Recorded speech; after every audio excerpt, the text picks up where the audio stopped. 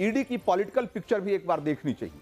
यह समझना चाहिए कि ईडी का रिजल्ट मोदी सरकार में कैसा है और मनमोहन सरकार में कैसा था।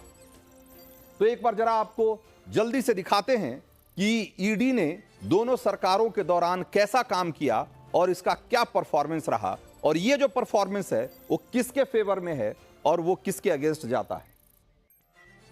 तो एक बार आपको मैं दिखाता हूं, लेकिन उससे पहले कुछ और बातें कि ईडी एक तरीके से prevention of money laundering act यानी कि पीएमएलए के तहत कानून की तहत कार्रवाई करती है, और ये कानून मोदी सरकार नहीं बल्कि मनमोहन सरकार लेकर आई।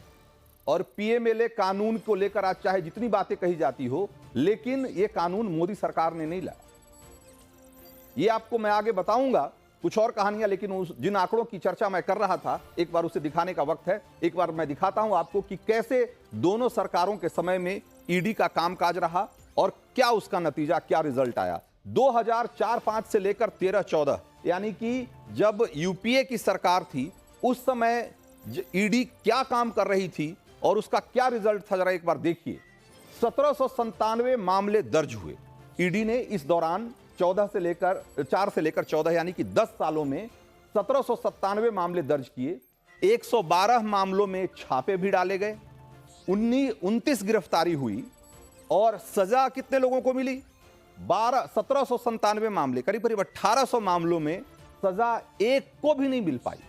एक भी व्यक्ति को इस मामले में सजा नहीं हुई। और कितनी संपत्ति जब्त की ईडी ने? 5346 करोड़। तो ये 10 साल का ईडी का परफॉर्मेंस। और अब आइए इधर मोदी सरकार के आने के बाद क्या हुआ।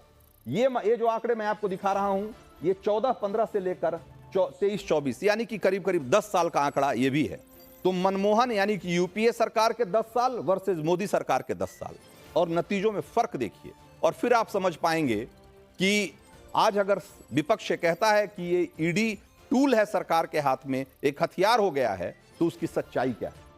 मामले कितने दर्ज हुए? 5155 करोड़, 5155 मामले दर्ज हुए। छापे कितने पड़े? 7264। गिरफ्तारी कितनी हुई? 755। लेकिन 63 मामलों में सजा भी हुई। ऐसा नहीं है कि ये शून्य बटा सन्नाटा है मामला। यहां 63 मामलों में सजा हो चुकी है, बाकी का मुकदमा भी चल रहा है। 63 लोगों को सजा भी हो चुकी है। लेकिन जो सबसे बड़ा फर्क आपको दिखाई देगा वो है संपत्तियों की जब्ती में। वहां 5346 करोड़ 10 साल में, और यहां 1,21,618 करोड़। मैं पूछना चाहता हूं कि ये जो 1,21,618 करोड़ हैं ये किसके पैसे हैं? ये देश का पैसा है जिसे घोटालेबाजों ने एक तरीके से घपला करके कब्जा कर लिया। ये आपका हमारा पैसा है जिसको कई बार पॉन्जी स्कीम में, तो कई बार अलग अलग तरह के जो स्कैम होते हैं उसके जरिए हमसे और आपसे छीन लिए गए। ये वो पैसा है जिसे ईडी ने जब्त किया है, 1,21,618 करोड़। और इन पैसों का क्या हो रहा है? निर्मला सीतारमण ने एक तरीके से संसद में यह भी बताया कि यह पैसा जिनका था उनको वापस किया जा रहा है। बैंक में किसका पैसा होता है? हमारा आपका पैसा होता है। और अगर बैंक का पैसा लेकर कोई भागा था यानी कि आपका हमारा पैसा लेकर भागा था।